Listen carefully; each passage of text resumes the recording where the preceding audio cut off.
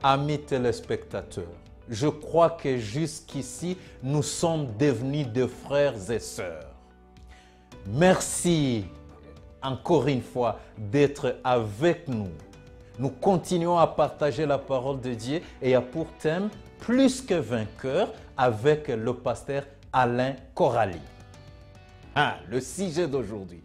Avant de vous le présenter, j'invite Madame Caroline Corali pour qu'elle puisse nous présenter quelque chose sur la vie familiale. Chers amis, bonsoir. Nous allons parler ce soir de comment cultiver un cœur joyeux. À la fin des années 1970, Norman Cousins a écrit un livre intitulé Anatomy of an Illness. Il y décrit sa propre expérience d'une manière débilitante et comment, lorsque les médicaments n'ont pas réussi à soulager sa douleur et son malaise, il a décidé de regarder des films humoristiques qui suscitaient un rire spontané et sincère. À sa grande surprise, il a constaté une amélioration physique et émotionnelle et a finalement retrouvé un fonctionnement normal. Depuis lors, de nombreuses recherches se sont concentrées sur les effets positifs d'un rire authentique et relaxant, montrant des avantages significatifs pour la santé, y compris une tolérance accrue à la douleur.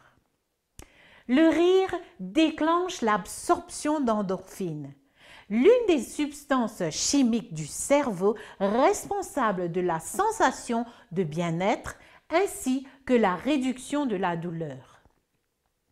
Il n'est pas nécessaire d'être un scientifique ou un médecin pour en savoir plus à ce sujet.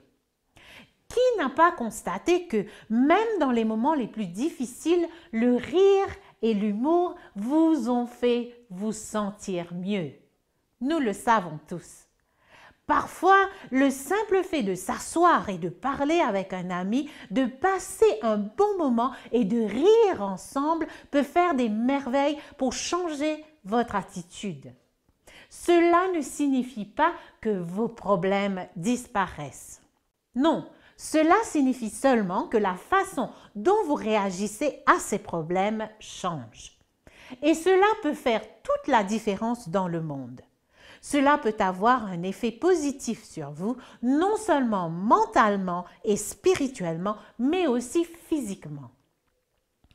Pas étonnant que la Bible dise « Un cœur joyeux est un bon remède, mais un esprit écrasé dessèche les os. » Et cela se trouve dans Proverbe 17, le verset 22. Alors, que peut faire un rire chaleureux pour notre corps?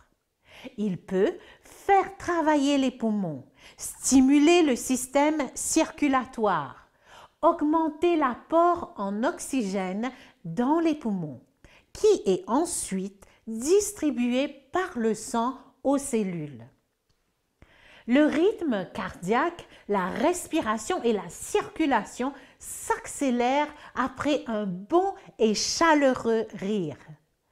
Par la suite, les pouls et la tension artérielle vont diminuer et les muscles squelettiques peuvent alors se détendre. Il n'est pas toujours possible d'être heureux et de rire, mais on peut cultiver une attitude positive et des études montrent qu'une attitude positive et optimiste a des effets bénéfiques. Nous pouvons être heureux et connaître un rire authentique, surtout lorsque nous faisons entièrement confiance à Dieu, sachant qu'il est maître de notre vie, quelles que soient les circonstances. La paix de l'esprit mène à un corps plus sain. La chercheuse Julia Boehm de l'École de santé publique de Harvard a passé en revue des dizaines d'études examinant les effets d'une attitude mentale positive sur la santé cardiaque. Ces conclusions indiquent que les personnes optimistes réduisent de moitié leur risque de crise cardiaque par rapport à celles qui sont moins optimistes. Un sentiment de bien-être positif contribuent à une pression artérielle plus saine et à des taux de cholestérol plus bas. Ce que la Bible appelle un cœur joyeux se situe au même niveau que le fait de bien manger, de faire souvent de l'exercice et de se reposer suffisamment. Je voudrais terminer cet exposé en vous donnant quelques suggestions sur la manière de cultiver un cœur joyeux. Numéro 1. Cultivez votre relation avec Dieu. Veillez à passer du temps avec le Seigneur. Souvenez-vous que nous avons la paix avec Dieu par le Seigneur Jésus-Christ. Numéro 2. Cultivez un esprit de pardon.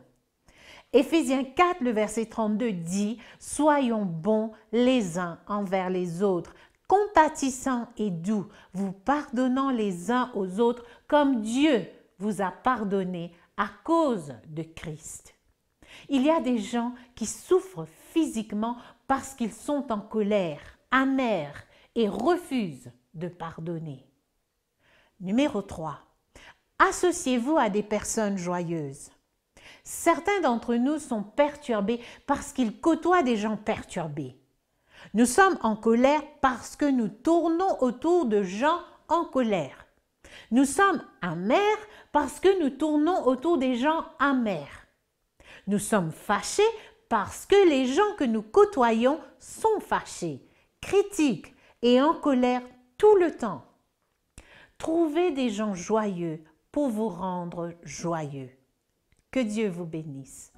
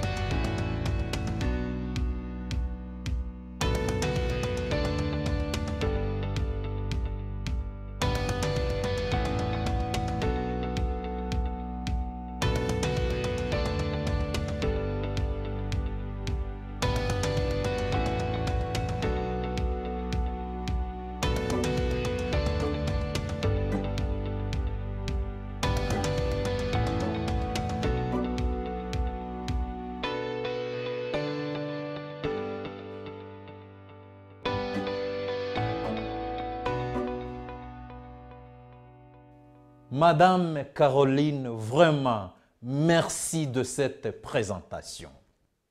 Le sujet d'aujourd'hui, des graffitis divins sur votre mur? Serions-nous en train de vivre dans une période de jugement? Si tel est le cas, comment pouvons-nous échapper au jugement divin? Le pasteur Coralie nous en dit plus.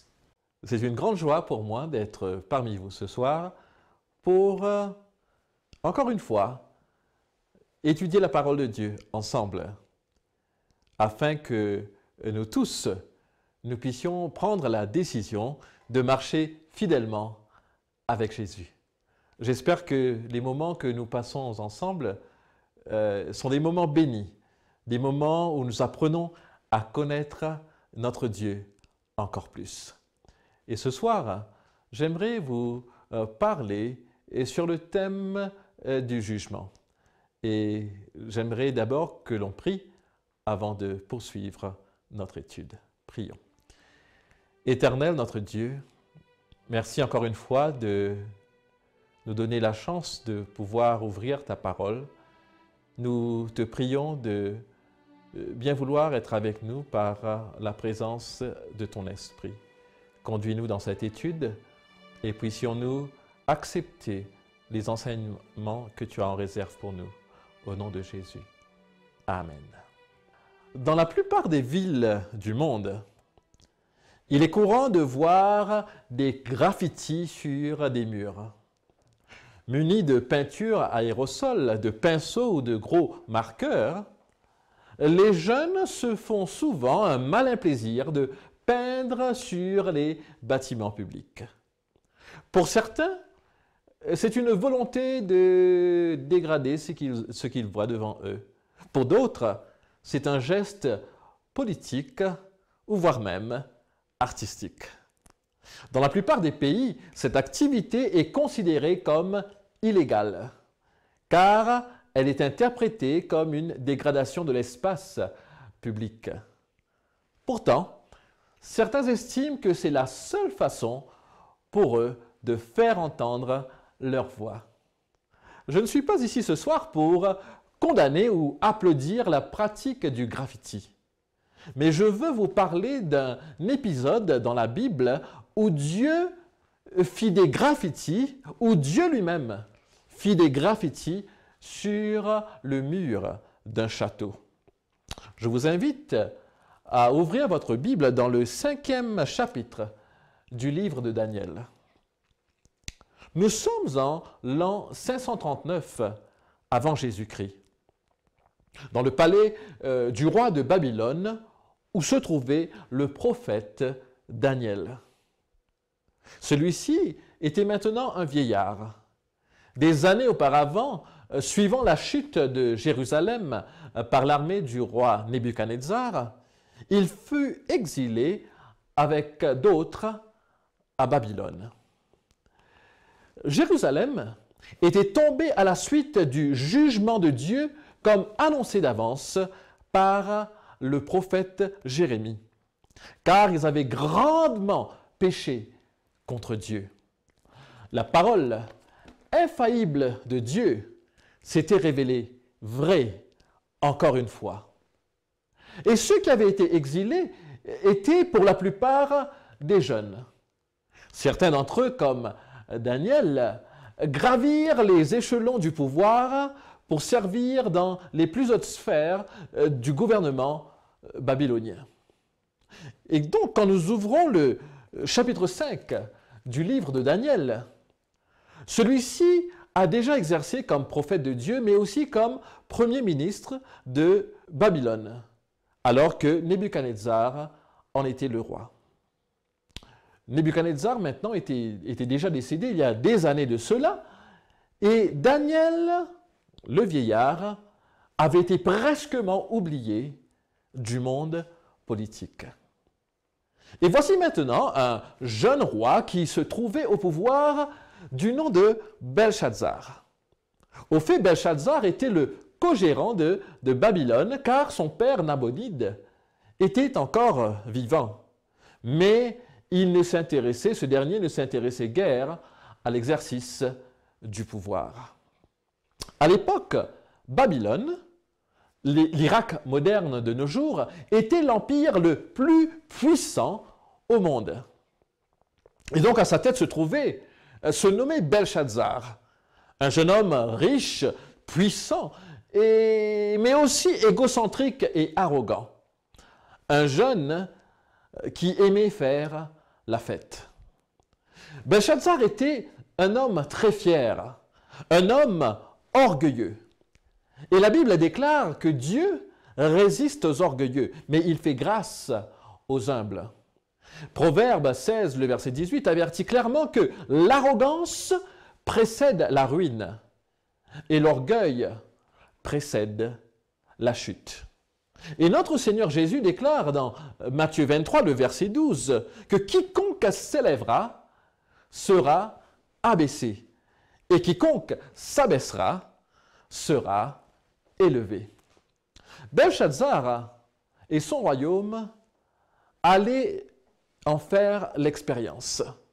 Et donc je vous invite ce soir à voir Belshazzar dans son palais, sapé comme jamais, dans son meilleur habit, fier de ses récentes victoires sur ses ennemis, disant « Je suis riche, je n'ai besoin de rien ». Et pourtant, de leurs 250 tours de guet sur la muraille de Babylone, les sentinelles avaient certes averti Belshazzar et ses grands des importants mouvements des troupes des Mèdes des Perses dans la plaine de l'Euphrate. Les ennemis étaient autour de Babylone, mais pourquoi s'en inquiéter? Babylone se croyait invincible. Et Belshazzar, sans en éprouver la moindre anxiété, décida d'offrir un grand festin dans son palais à ses grands. Imaginez la scène. Le vin coule à flot, la musique est à fond, la piste de danse est remplie, la fête bat son plein. Et Belshazzar, intoxiqué par le vin, l'ambiance et le pouvoir, va commettre un sacrilège. Le verset 2 nous dit que Belshazzar, quand il eut goûté au vin, fit apporter les vases d'or et d'argent que son père, Nebuchadnezzar, c'était son grand-père au fait, avait enlevés du temple de Jérusalem, afin que le roi et ses grands, ses femmes et ses concubines s'en servissent pour boire. 70 ans de cela, le roi Nebuchadnezzar avait dérobé les vaisselles sacrées du temple de Jérusalem pour les installer à Babylone à l'abri des regards. Mais Belshazzar, son petit-fils, la raison obnubilée par son ivresse éhontée, demande à ce que l'on apporte la vaisselle sacrée afin que l'on s'en serve pour boire. Non seulement burent-ils dans ces vases sacrés, mais pour aggraver leur situation déjà compromise, la Bible nous dit au verset 3, au verset 4, « Ils burent du vin et ils louèrent les dieux d'or, d'argent, d'airain, de fer, de bois et de pierre. » Par leurs gestes, la cour royale voulait montrer que rien n'était trop sacré pour eux et que le Dieu d'Israël était un Dieu impuissant et qu'il n'avait rien à craindre. Mais la Bible nous donne cet avertissement dans Galates 6, le verset 7.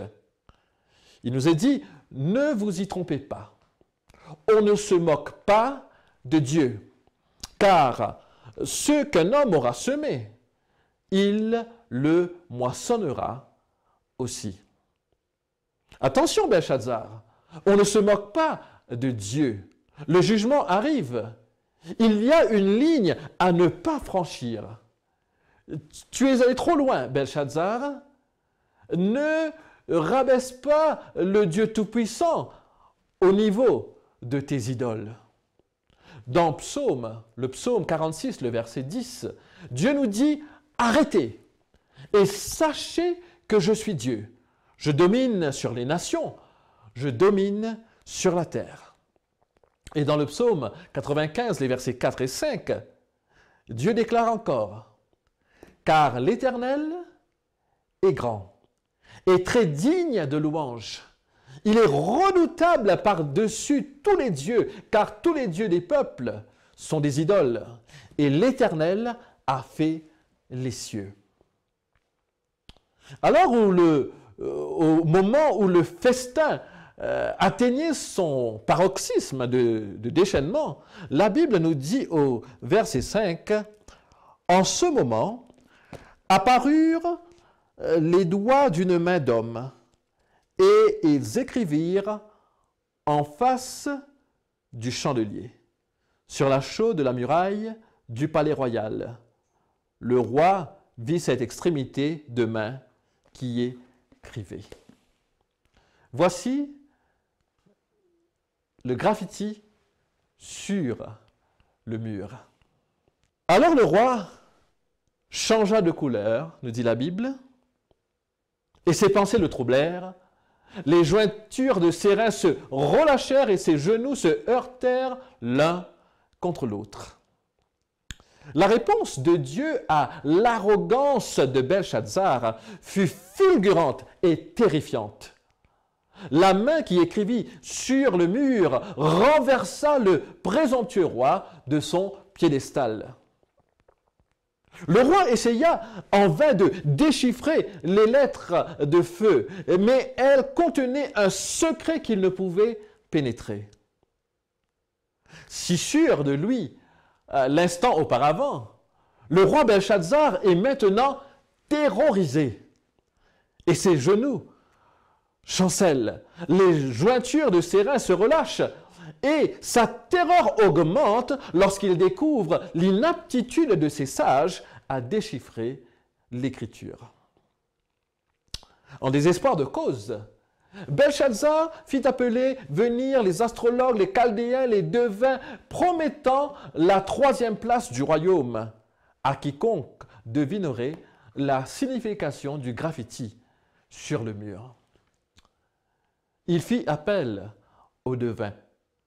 Tout comme aujourd'hui, combien sont ceux qui courent vers ces mêmes astrologues, ces marabouts, ces guérisseurs ou sorciers pour trouver une solution à leurs problèmes. Dites-moi ce que disent mes étoiles, lisez les lignes de ma main, regardez dans les cartes. Mais tous, comme les devins de Belshazzar, ces charlatans, tous d'entre eux échoueront aussi lamentablement.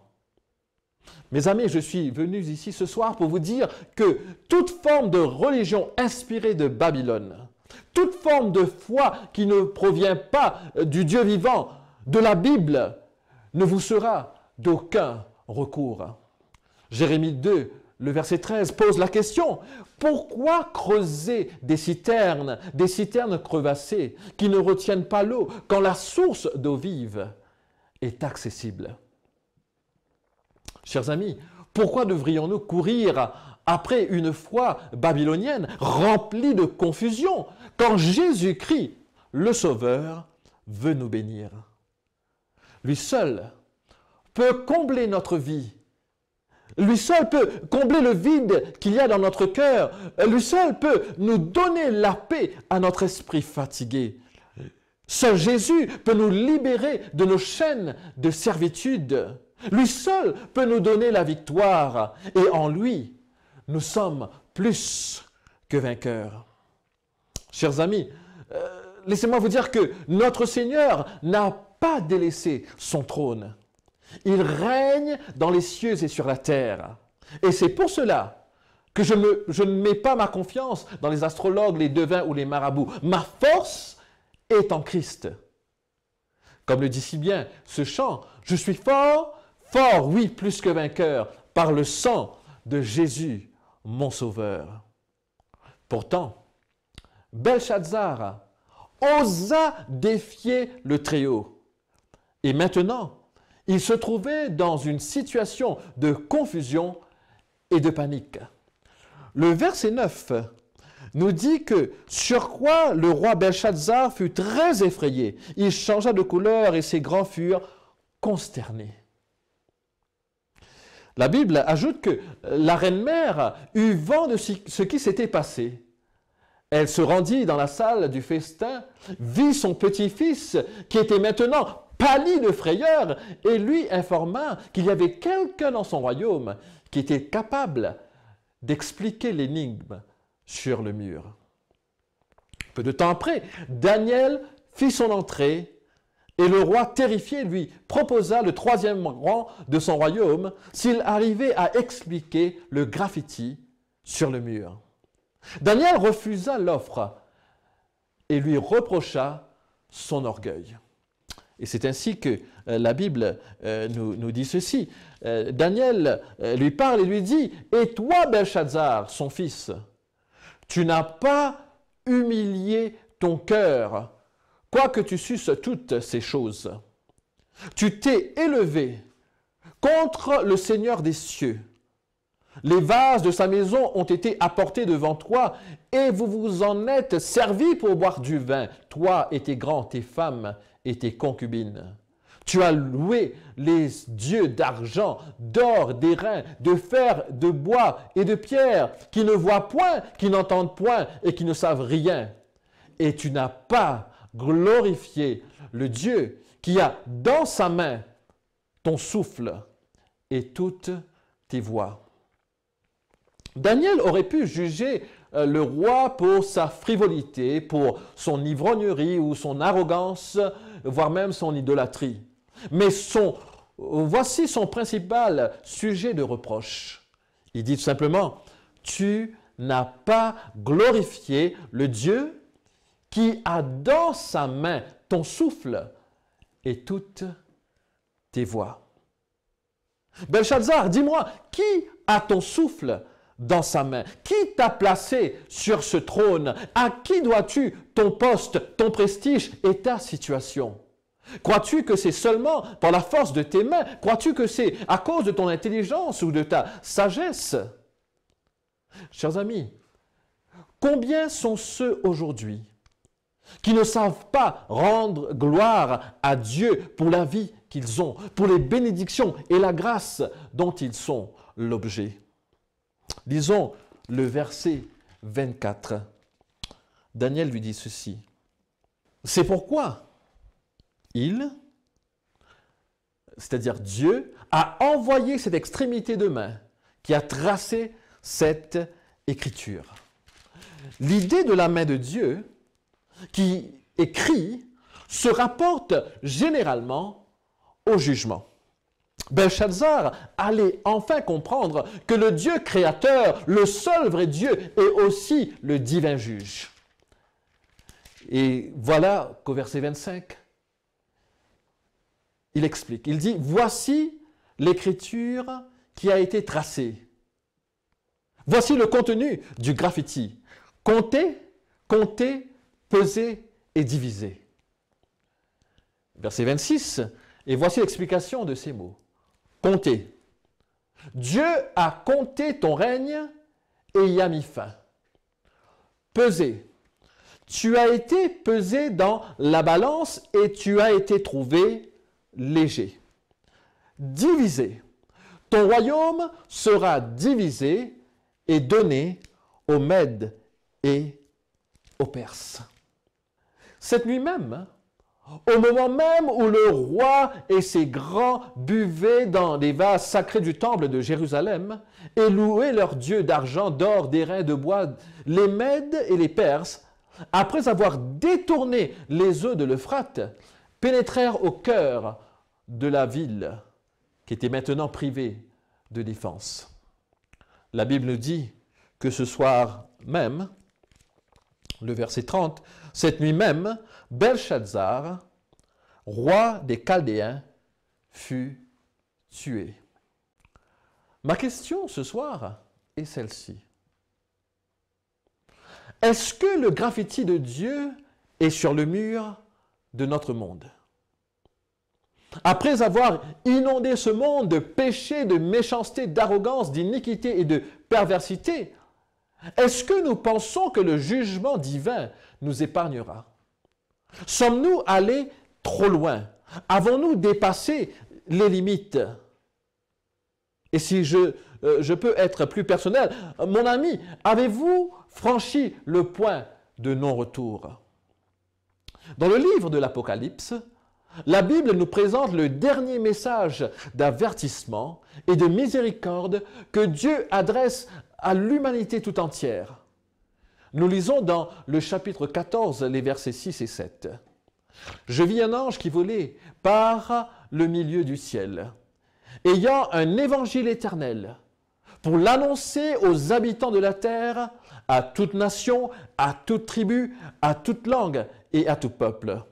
Et il disait d'une voix forte, « Craignez Dieu et donnez-lui gloire, car l'heure de son jugement est venue, et adorez celui qui a fait le ciel, et la terre, et la mer, et les sources d'eau. » Le verset 8 nous dit, « Et un autre ange, un second ange, suivit en disant, « Elle est tombée Babylone, la grande, qui a abreuvé toutes les nations du vin de la fureur de son impudicité. » Verset 9, « Et un autre, un troisième ange, les suivit, en disant d'une voix forte, « Si quelqu'un adore la bête et son image, et reçoit une marque sur son front ou sur sa main, il boira lui aussi du vin de la fureur de Dieu, versé sans mélange dans la coupe de sa colère, et il sera tourmenté dans le feu et le soufre devant les saints anges et devant l'agneau. » Nous voyons un message similaire toujours dans le livre de l'Apocalypse, le chapitre 18, les versets 5 à 7. La Bible dit, « Après cela, je vis descendre du ciel un autre ange qui avait une grande autorité, et la terre fut éclairée de sa gloire. Il cria d'une voix forte, le verset 2, il cria d'une voix forte, disant « Elle est tombée, Babylone, la grande. Elle est devenue une habitation de démons et un repère de tout esprit impur, un repère de tout oiseau impur et odieux, parce que toutes les nations ont bu du vin de la fureur de son impudicité, et que les rois de la terre se sont livrés avec elle à l'impudicité, et que les marchands de la terre se sont enrichis par la puissance de son luxe. » Verset 4. « Et j'entendis du ciel une voix qui disait « Sortez du milieu d'elle, mon peuple, afin que vous ne participiez point à ses péchés, et que vous n'ayez point de part à ses fléaux. » Voici ici, dans ce contexte de jugement, une invitation pleine de grâce. C'est là l'Évangile. Trouvez refuge en Jésus-Christ. Car le verset 5 ajoute, « Car ses péchés se sont accumulés jusqu'au ciel, et Dieu s'est souvenu de ses iniquités. » Chers amis, nous vivons le jugement de Dieu qui pèse sur sa création parce qu'elle s'est détournée de lui. Nous vivons en cette période de jugement où nous devons prendre la ferme décision de croire en l'Évangile, de craindre Dieu, de lui donner gloire, de se repentir de ses fautes, de ses péchés, de sortir de Babylone au risque d'être perdu pour toujours. Le graffiti divin est sur le mur de notre monde. Compter, peser et diviser. Dieu compte. Nuit et jour, le compte à rebours de Dieu continue, nous rapprochant inéluctablement de l'échéance de la fin. Et Dieu ne compte pas seulement, il pèse, et ses balances sont justes. Diviser, voici ici une idée de dissolution, de disparition. Nous vivons en période de jugement. Et chers amis, je ne parle pas de Belshazzar maintenant, mais de nous, de vous. Quelle est votre attitude, par exemple, par rapport aux 10 commandements, qui constituent la norme du jugement divin? Quand Dieu nous dit « Tu n'auras pas d'autre Dieu devant ma face. Tu ne feras point d'image taillée. Tu ne prendras point le nom de l'Éternel, ton Dieu, en vain. Souviens-toi du jour du repos pour le sanctifier. Honore ton père et ta mère. Tu ne tueras point, tu ne commettras point d'adultère, tu ne déroberas point, tu ne porteras point de faux témoignages, tu ne convoiteras point. » Pouvons-nous nous tenir devant le tribunal de Dieu? Nous tenir avec les 10 commandements devant nous et dire « Je vais m'en sortir, pas de problème, je n'ai rien à craindre. » Je ne le crois pas. Tous ont péché et sont privés de la gloire de Dieu. Il n'y a pas un seul juste, personne qui fasse le bien. Et certains se demandent donc, comment vais-je échapper au jugement divin? Laissez-moi vous annoncer une bonne nouvelle. La Bible nous dit dans Romains 8, le verset 1er, « Il n'y a donc maintenant aucune condamnation pour ceux qui sont en Jésus-Christ. » Et l'apôtre Jean proclame, « Celui qui a le Fils a la vie. Celui qui n'a pas le Fils de Dieu n'a pas la vie. Je vous l'ai écrit, afin que vous sachiez que vous avez la vie éternelle, vous qui croyez au nom du Fils de Dieu. » Celui qui a le Fils a la vie. C'est la bonne nouvelle. Voici une histoire vraie. Au IVe siècle, après Jésus-Christ, en Corée, il y avait un homme qui avait 2 fils. L'aîné devint chef juge, mais le cadet devint un bandit tristement célèbre. Le frère aîné aimait son frère cadet, mais il ne parvint pas à le persuader de changer ses mauvaises habitudes. Finalement, le fils cadet fut attrapé et amené devant son frère, le chef juge. Tout le monde dans la salle d'audience pensaient que le jeune frère s'en tirerait parce qu'il était bien connu que le chef juge aimait son frère. Mais à la fin du procès, le chef juge condamna son frère à mort. Le jour de l'exécution, le frère aîné se rendit à la prison et dit à son petit frère, « Échangeons nos places. » Le frère cadet accepta en pensant qu'une fois qu'ils auraient réalisé que c'était le frère aîné, l'exécution n'aurait pas lieu. Il monta donc sur une colline pour assister au déroulement de l'exécution. Son frère fut amené à l'aube et à son grand désarroi fut exécuté. Plein de remords, il descendit la colline en courant et donna son nom aux gardes, confessant qu'il était le criminel qui devait être exécuté. Mais les gardes lui répondirent, « Il n'y a pas de condamnation en suspens pour quelqu'un portant ce nom. » Chers amis, de la même manière, le Christ est mort pour nos péchés. Il n'y a donc pas de condamnation en suspens. Tout ce que nous avons à faire, c'est d'accepter sa mort à notre place. Ce soir, le graffiti divin est peut-être sur le mur de votre cœur. Et la question que je vous pose est celle-ci. Allez-vous trouver refuge en Christ? Allez-vous être sauvé parce que vous avez Jésus-Christ comme Sauveur et Seigneur? Dieu vous parle. Et Dieu vous a parlé à travers sa parole pendant des jours maintenant. Allez-vous accepter le salut qu'il vous offre? Ou allez-vous lui dire, non merci, je peux me débrouiller par moi-même? Serez-vous un nouveau Belshazzar? Imaginez quelqu'un qui se trouve dans la rivière en train de nager et commence à perdre pied, commence à se noyer. Et voilà que quelqu'un lui jette une bouée de sauvetage. Mais la personne dit, ah non, non, pas de problème, je vais me débrouiller par moi-même. Est-ce que cette personne serait sage? Non, mon ami.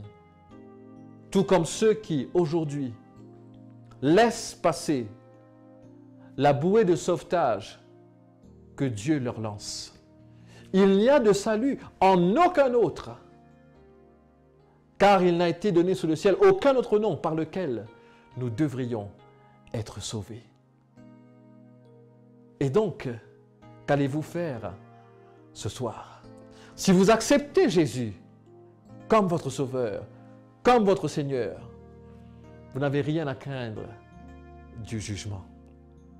Et c'est pour cela ce soir, j'aimerais vous inviter, chers amis, à placer votre foi, encore une fois, en Christ. Si vous ne l'avez jamais fait, ce soir est l'heure pour vous de prendre cette décision. Jésus est là pour vous sauver. Voulez-vous lui donner votre vie? Voulez-vous lui donner votre cœur et dire à Jésus, je veux te suivre. Merci pour le salut que tu me donnes. Merci pour cette parole d'assurance. Merci pour l'évangile du salut. J'accepte ton don. Merci Seigneur pour ta grâce. Merci pour ton pardon. Merci de ce que, en toi, j'ai la vie. Ce soir, chers amis, il suffit de dire oui à Jésus, de se détourner de ses péchés, de se repentir et dire, Seigneur, je change de position, je change de camp, je veux marcher avec toi. Si telle est votre décision ce soir, je vous invite à baisser la tête avec moi alors que nous allons prier. Éternel notre Dieu, ce soir nous venons à toi reconnaissant que nous avons en Jésus-Christ celui seul qui peut nous sauver. Et c'est pour cela que nous venons à lui pour lui dire, Seigneur, prends-moi. Je veux marcher avec toi. Et certains ce soir prennent cette décision et je te rends grâce et je te donne gloire pour cela. Je prie pour ceux qui sont encore dans la vallée de la décision, qu'ils prennent position pour toi avant qu'il ne soit trop tard, qu'ils disent oui à ton nom. Ô Seigneur, visite-les d'une façon toute spéciale et touche leur cœur, et que par ta grâce, ils puissent se préparer pour ton prochain retour. Merci Seigneur de nous faire grâce ce soir et de nous bénir au nom de Jésus. Amen. Encore une fois, chers amis, grâce soit rendue à Dieu qui nous a donné cette joie, ce privilège de pouvoir nous réunir autour de sa parole. Je vous invite à nous retrouver demain pour continuer cette expérience avec le Seigneur. Que Dieu vous bénisse.